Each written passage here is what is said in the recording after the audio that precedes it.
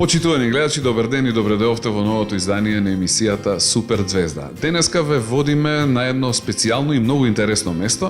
Се јавувам од брегот на Охридското езеро и денеска ќе бидеме гости во Музеот на вода или поточно кажано во заливот на Коските, каде што ќе имаме можност да направиме посебен осврт на археологијата и тоа токму на она водената археологија која што е многу интересна. Се надевам за сите вас кои денеска ќе бидете дел од ова наше денешно дружење. Затоа ве поканувам да останете со нас. Во следните минути ќе имаме многу интересна и возбудлива емисија. А сега правиме кратка пауза. Почитувани гледачи, дозволете ми да го представам мојот денешен соговорник. Станува збор за младиот господин Никола Паскали. Никола, здраво, живо, добре дојде во Супер Звезда, како си? Одлично. Ти имаш една многу интересна професија, имаш многу интересно занимање. Ево да кажеме за нашите гледачи да откриеме за што поточно станува збор. Па јас сум дипломиран археолог, тоест подводен археолог. Така, значи, јас до сега сум имал можност да се запознавам со археолози, но ти си првиот подводен археолог со кого што разговарам во мојот живот. Сакам да те прашам да ми кажеш нешто повеќе, кога кај тебе се роди желбата да почнеш да нуркаш? Јас со нуркање се занимавам уште од мојата 12-та година, од дете се занимавам, па после кога се насочив во археологијата, решив да студирам археологија во Скопје, така ги споив моите две најсакани работи, нуркањето и археологијата, и така станав подводен археолог.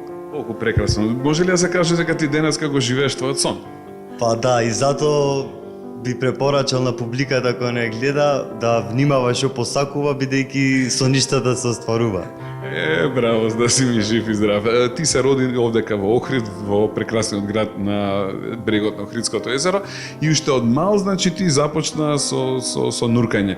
Како се спроведоа тие твои први нуркачки потфати, кој ти помогна околу сето тоа? Па воедно и мојот татко е нуркач, и така со мали нозе, кога ќе одевме на плажа, околу нас стално имало нуркачка опрема, маски, боци, одела и све такви разни нуркачки реквизити, и тоа е во мене, аз така сум пораснат и нема бегање од тоа што ти е пишано. Браво. И понатаму, значи, ти кога дојде веќе момент да се заврши високото образование, реши да се насочиш кон археологија, така? Да. Ти побуди самото нуркање интерес, бидејќи додека се нурка, пред се истражува долу. Да. Па, Охридско езеро е многу богато со подводни археолошки локалитети. Сака ли не келе, во нуркањето ќе наидете на некој таков археолошки локалитет, дали наколна населба или колци забодени на ерзевското дно, или некои движни археолошки наоди, или од среден век некои си градби кои биле градени на брегот од езерото, ама сега во иднина поради на доаѓањето на водата, сега се потопени и се подводни археолошки локалитети. Значи, интересно е Охридско езеро за оваа работа која што вие работите, има се и се што може овдека да се најде. Да, точно, е многу богато за оваа целна група. Денеска се наоѓаме во еден од најубавите музеи, еве да напоменам за оние гледачи кои малку подоцна се вклучија. Денеска се наоѓаме, значи, плоча Миќов град или Музеј на вода, кажано поточно. Значи се наоѓаме на еден локалитет каде што ми споменавте дека во текот на истражувачката фаза работел и вашиот татко, точно ли е тоа? Да. Па во 97 година за прв пат во Македонија почна да се работат првите подводни археолошки истражувања, и то баш на ова место во заливот на Коските, тоест плоча Миќов град.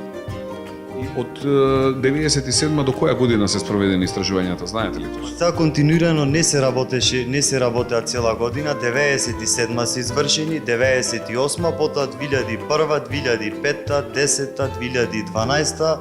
И ево сега веќе има направена реконструкција, мал музеј имаме тука, и се надевам дека во иднина тука има уште работа, уште 20, 30 до 50 години може тука да се работи, нови млади деца, археолози да доаѓаат и открива, значи, новитети. И се надевам дека еден ден ова место овде ќе стане центар за подводна археологија на Балканот, а во иднина и во Европа. Колку прекрасно. Јас предлагам сега да направиме кратка пауза, а веднаш со вас се враќаме во разговор по паузата. Паузираме. Почитувани гледачи, се враќаме во разговор со младиот подводен археолог, господинот Никола Паскали, гостин во ова моје денешно дружење во емисијата Супер Звезда. Никола, да продолжиме сега со разговорот. Колку години имате вие денес? 28. 28, кажавме дека го живеете вашиот сон, кажавме да бидат внимателни сите оние кои што не гледаат, што посакуваат, бидејќи желбите се исполнуваат. Уживате ли вие во вашата работа? Да, уживам максимално. Значи, вие сте кажано надворешен соработник на кој музеј? Завод и музеј Охрид. На заводот и музејот во Охрид, каде што соработувате како надворешен соработник и досега имате работено на разни проекти. Може ли да наброиме некои од проектите? Па мене доста ме користат вака музеиве, музеот Охрид исто за подводни археолошки истражувања, исто соработувам со музеот од Струга, од доктор Никола Незлобински, исто и таму имаме истражувано подводниот археолошки локалитет Врбник, кој е сличен на овој овдека. Исто така не користат и за снимање филмови. Ние исто и снимаме под вода, имаме учествувано во филмот Деца на сонцето, сега бевме во Скопје малце некоја холивудска продукција, малце научна фантастика, така да за соработка сме отворени за се што се случува под вода. Така од научна база до уметничка. Ангажиран сте на разни полења, може да се каже дека е навистина многу интересно ово што го работите, така ли? Да. Сакам да ве прашам, во овој музеј сега овде каде што се наоѓаме, музеот на вода, најдени се многу артефакти под водата. Може ли да ни објасните за дел од тие артефакти, кои се, што се, кој е нивното значење, што представуваат? Па вака, са првин ќе започнеме со името Заливот на коските. Го добил овој залив тоа име, бидејќи за време на археолошките истражувања во овој залив се откриени голем број на животински коски, како од домашни животни, така и од диви, и затоа го добил тоа име. А името Плоча Мичевград ради нуркачот кој го открил овој локалитет, Милутин Секуловски, затоа го доби името Плоча Мичевград. Иначе карактеристично за овој локалитет е што имаме садови со хоризонтални и вертикални рачки, кои садовите се ретко декорирани со редски, цртички, точки, бидејќи на други локалитети стрекаваме со побогата декорација. Исто така карактеристични се вертикалните рачки на овој локалитет и исто така на садовите може да се забележбат испакнувања, така наречени брадавици, кои служеле за полесна употреба на садовите. Тие го врзувале садот со кожа или со некое јаже и тие брадавици служеле за да се прицврсти таа кожа или јаже, за да не може да му се испадне, и користеле за носење на рамо и различни техники за повеќе садови да може да се носат. Исто така карактеристично е што на овој локалитет можеме да најдеме доста керамички плочки со перфорација. Перфорација значи со дупче на нив, од 2 до 3 и 4 дупчина. Тоа е рибарски алат кој го користеле за тежина на мрежите. Исто така имаме и пршлени кои се користени за ткаење. Тие сами овде си ткаеле, си правеле облека, храна припремали, имале домашни животни, исто така се занимавале со лов, риболов, познато им било и земјоделството, така да ова населба била доста напредна. Апсолутно, значи многу интересно да се работи нешто како што работите вие, но кажавте дека има уште многу работи кои не се истражени. Да. Па во Охридското езеро не е ова единствен ваков локалитет, имаме уште 8. Еден е во Албанија, во Светинаум, Пештани, Трпеца, овај на Градиште. Охрид ја имаме најголемата населба за тоа време, можам да кажам слободно дека во денешно време што се Лондон и Нью Йорк, во преисторијата во Охрид населбата Пенелопа е од таков тип. Значи град, засебен центар во кој се посебна култура сама за себе. Значи такви предмети наоѓаме само тука на тоа место. Никаде на друго место во светот, нели? Уникатни. Прекрасно. Се истражуваат ли и другите локалитети по време? Во минатото повеќе се истражувале, сега најверојатно не се истражуваат, бидејќи треба да се довршат работите од минатото, да се финализираат за да не отвараме нови дупки, да можеме начесто да се работи како што треба.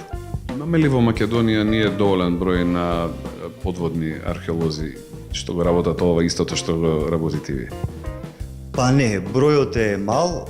Јас уште двајца познавам, не двајцато се дами, Валентина и Сара, исто би ги поздравил, тие се мои колешки, но се надевам дека во иднина во соработка со филозофскиот факултет би можеле да направиме некој центар, така да секој кој ќе се запиши на археологија да може да проба нуркање, да посети некој подводен археолошки локалитет и кој сака да се насочи да дојде на наша страна. Прекрасно. Доаѓаат ли странци од други земји да видат што се случува овде во Македонија? Има ли такви кои што се заинтересирани и доаѓаат овде да нуркаат кај нас? Да, доста атрактивно е ова место и е најпрофитабилен музеј во Македонија.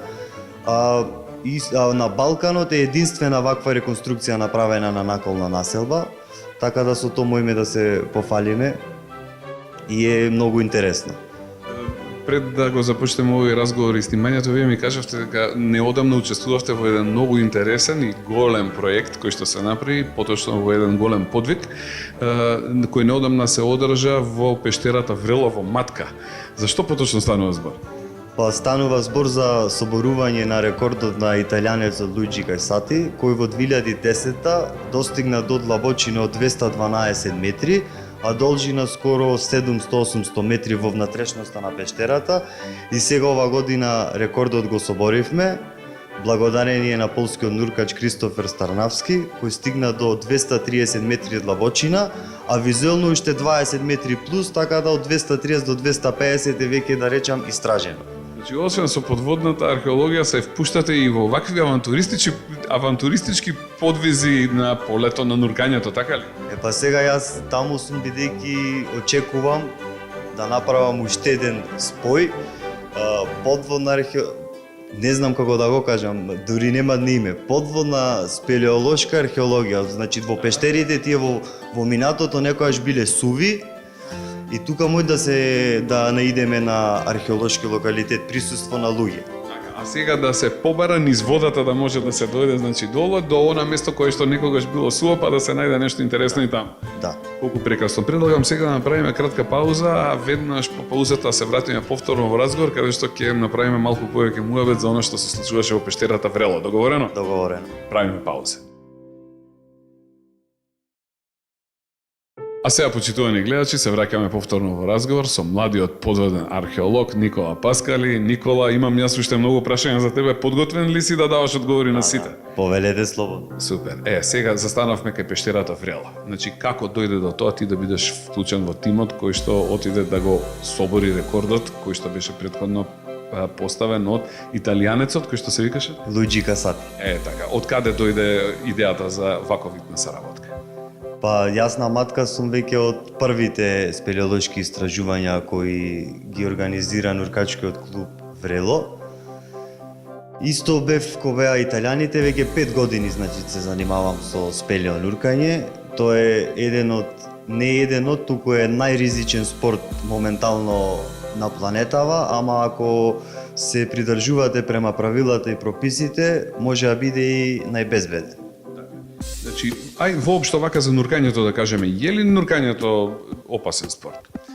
Да, опасен е нормално, али опасно е на улица, помините и на пешачки премин, така да ако внимавате и ако се придржувате на некои одредени правила, е максимално безбедно. Има значи правила и процедури кои мора да се почитуваат. Вака пред да се навратиме на Врело, сакам да кажам дека вие не сте нуркале само овдека во Македонија, туку и надвор. Спомнавме за Хрватска и некои други места, каде до сега имате се нуркан? Па мене главно место за тренинг ми е Охридсково езеро. На море имам нуркано во Хрватска. Таму бев на дообука за напреден курс за подводна археологија. Имав можност да нуркам на Јадранскиот Титаник, така го викаат сите нуркачи во светот. Тоа е брод потонат пред точно 100 години и баш точно се погодивме на 100 годишнината од неговото потонување. Да нуркаме на тој брод. Тој брод е долг околу 100 метри, 120, е на длабочина од 35 до 46 метри. Внатре имат поставено изложба на фотографии.